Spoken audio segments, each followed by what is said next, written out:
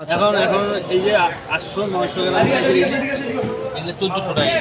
1400 টাকা করে আসছে। আচ্ছা, এই যে ইলিশগুলি, এইগুলো কি বাংলাদেশের ইলিশ না অন্য জায়গার ইলিশ, মানে ডায়মন্ড হারবার বাংলা জায়গা? ডায়মন্ডও আছে, বাংলারও আছে। মাছে ভাতে বাঙালি, মাছ চাই মাছ চাই, মাছ পেলে দিতে পারি মন্ডার ভাগটাই। হ্যাঁ, বাঙালির এই মাছের প্রতি প্রেম নতুন নয়, তবে তা যদি হয় ইলিশ মাছ, তবে মুহূর্তে জমে যায় খাওয়া দাওয়া।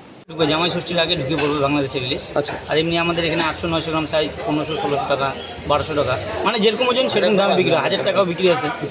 আচ্ছা, বলছি বাংলাদেশের ইলিশের দাম কিরকম থাকতে চলেছে? তো সেটা সাইজের উপরে আছে। এখন কেজি সাইজ হলে মিনিমাম 1800-2000 টাকা হতে পারে।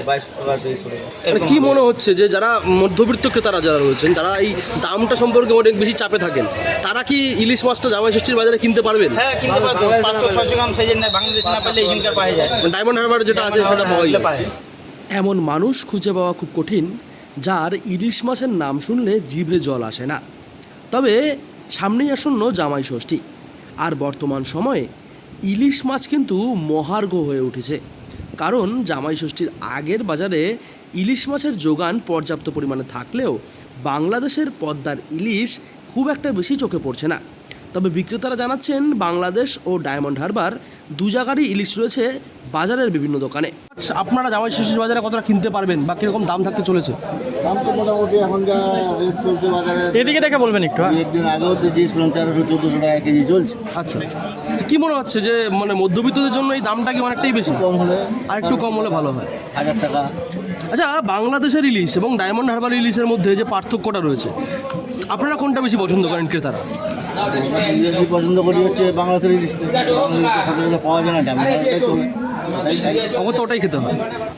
বাজারের অধিকাংশ ক্রেতাদের বক্তব্য, ইলিশ মাছ যতই মহার্ঘ হোক না কেন, যদি বাংলাদেশের পদ্মার ইলিশ পাওয়া যায়, তবে সেক্ষেত্রে দাম দিয়ে হলেও সেই ইলিশ মাছ কিনে খেতে হবে। তাই তো জামাই ষষ্ঠীর আগে ইলিশ মাছের দাম বাড়ছে কি কমছে তা নিয়ে বেশিরভাগ বাঙালির মাথা ব্যথা নেই। তবে বেশ কিছু বাঙালিরা রয়েছেন যারা ইলিশ মাছের দামের ওঠাপড়া নিয়ে বেশ চিন্তিত হয়ে রয়েছেন বর্তমান সময়।